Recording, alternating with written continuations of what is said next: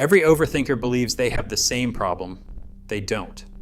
Neuroscience now identifies at least 6 distinct types, each hijacking a different neural circuit, each burning through cortisol as though the brain is fighting a threat that doesn't exist.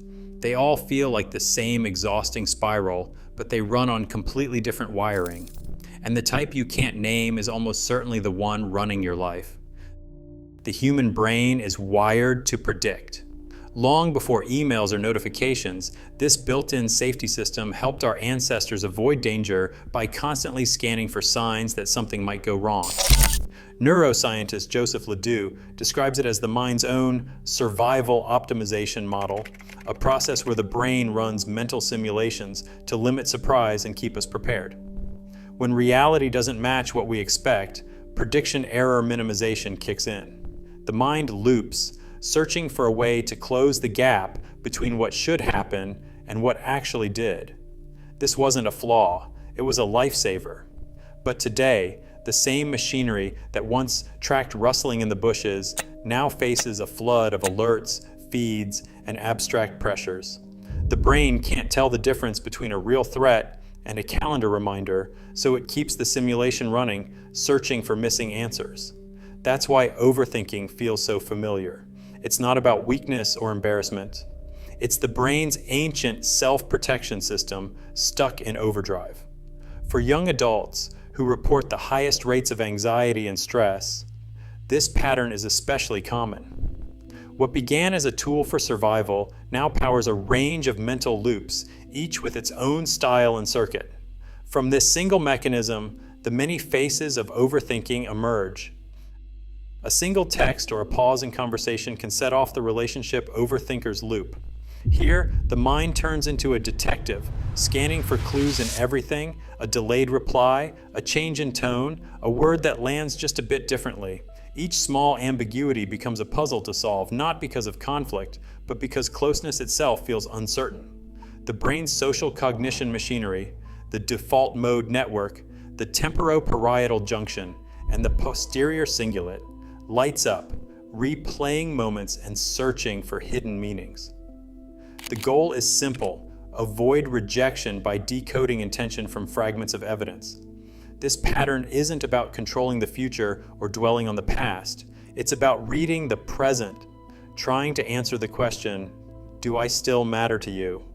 For many, the sting comes not from arguments, but from the fear of misreading someone who matters most.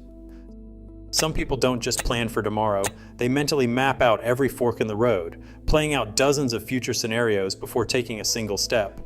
The brain's frontopolar cortex, known as Brodmann Area 10, lights up during these distant future simulations.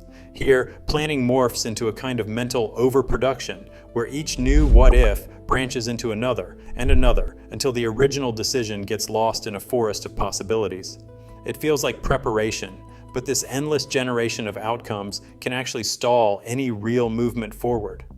The mind races, not to fix past mistakes or decode hidden meanings, but to anticipate every risk, every twist, every possible misstep. Cognitive behavioral therapy has been shown to dampen this overactivity, helping the brain step back from its own simulations. For the future overthinker, more scenarios don't always mean more control. They just mean more time spent circling the starting line. Precision starts as a strength. For the perfectionist overthinker, it's the backbone of achievement, careful planning, double-checking, small improvements that add up. But inside the mind, another process runs. The dorsolateral prefrontal cortex and posterior parietal cortex form a control loop, holding attention tightly on every detail. Each revision feels necessary, a shield against error, yet the more the mind checks, the less progress it makes. Instead of moving forward, the work circles back, edit, refine, reconsider. The standard that once kept quality high now blocks the finish line. In a tech company's design team, product launches have been delayed for weeks as the group polishes and adjusts, never quite satisfied. Internal memos describe a perfect or never rule, a mindset that trades completion for temporary safety. The editor in the brain never hits publish, afraid that the first flaw will be the one everyone remembers. This is not about future risks or what others think. It's about control, how discipline hardens into a cage, and how the pursuit of error-free work becomes its own obstacle. A single like, a new follower, or a blank notification screen can set off the social overthinker cycle. Here, it's not the message itself that matters most, but the audience's reaction. The ventral striatum, the brain's social reward center, lights up in anticipation every time someone checks for feedback. Refreshing a post or rereading a message becomes a way to measure value, not just share information. Social platforms are designed to amplify this loop. Algorithms reward engagement, nudging users to seek more validation.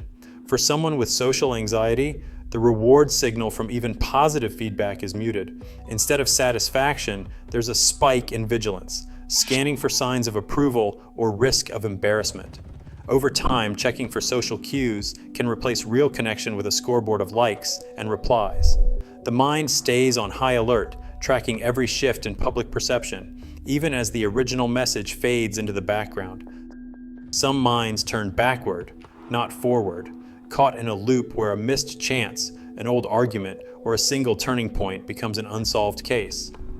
The brain's default mode network, anchored by the medial prefrontal cortex, runs quietly in the background, replaying decisions and searching for a version of the past that could have gone differently. Neuroimaging reveals that when regret takes hold, the DMN and subgenual prefrontal cortex become tightly coupled, deepening the cycle of self-focused rumination. This isn't about preparing for what's next or seeking approval from others. It's a solitary investigation, turning over the same evidence, hoping for a verdict that never comes. The weight of this kind of overthinking can be silent, a heaviness that lingers even when everything on the outside looks calm. For the regret overthinker, the mind's replay button sticks, and moving on feels impossible while the search for a different ending continues. Some minds are wired to treat every uncertainty like an alarm bell. The anxiety overthinker doesn't just worry, they lock onto worst-case outcomes even when evidence is thin. In these moments, the amygdala and anterior insula work together, amplifying any hint of threat. The bed nucleus of the stria terminalis, or BNST, keeps the sense of danger alive, long after the first jolt has passed. This circuit can make the body tense up before a thought is even finished, as if ordinary doubt signals real risk. Hypervigilance becomes the default, scanning for signs of illness, double-checking locks, or replaying a minor work slip for hours. Dr. Amit Etkin describes this as the brain's alarm system stuck in the on position, so the body reacts as if every uncertainty could be a catastrophe. For the anxiety overthinker, the world is a field of hidden hazards, and the mind never fully stands down. Overthinking feels useful because the mind mistakes effort for progress. Each mental loop offers the illusion of control, as if more thought could reshape reality or prevent mistakes before they happen. The brain rehearses conversations, outcomes, or decisions, believing this repetition is a form of preparation.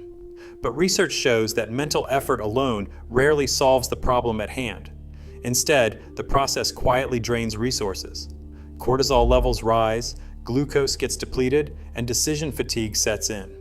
Studies using tasks like the Stroop test reveal that after a bout of rumination, people respond more slowly and perform worse. Reopening the same mental file over and over doesn't sharpen thinking, it blunts it. The hidden cost is a mind and body that grow tired, even as the illusion of productivity keeps the cycle spinning. Breaking the cycle of overthinking begins with a single step, noticing when the mind is caught in a loop. Naming the dominant pattern, whether it's replaying old conversations, forecasting disasters, or chasing perfection, brings the process out of autopilot. A simple thought record can help. Jot down the situation, the emotion, the first automatic thought, and then look for evidence on both sides. Over time, this habit makes the loop visible and less convincing. When the mind jumps to catastrophic outcomes, try best case and worst case scaling. Rate how likely each is, from 0 to 100. This interrupts the sense of certainty that fuels the spiral. To calm the system beneath the thoughts, Use slow breathing or heart rate variability techniques like inhaling for 4 seconds, holding for 7, and exhaling for 8. These practices signal safety, telling the brain it doesn't need to stay on high alert. The challenge. Now, pick one tool and use it every day for a week. Patterns change with practice, not perfection. Right now, overthinking is more common than ever, driven by constant alerts, uncertainty, and social comparison. Recognizing our own patterns isn't just self-help, it's survival in an information-saturated world. Awareness remains the only way to break the loop. How do you manage your mind's noise? Share below.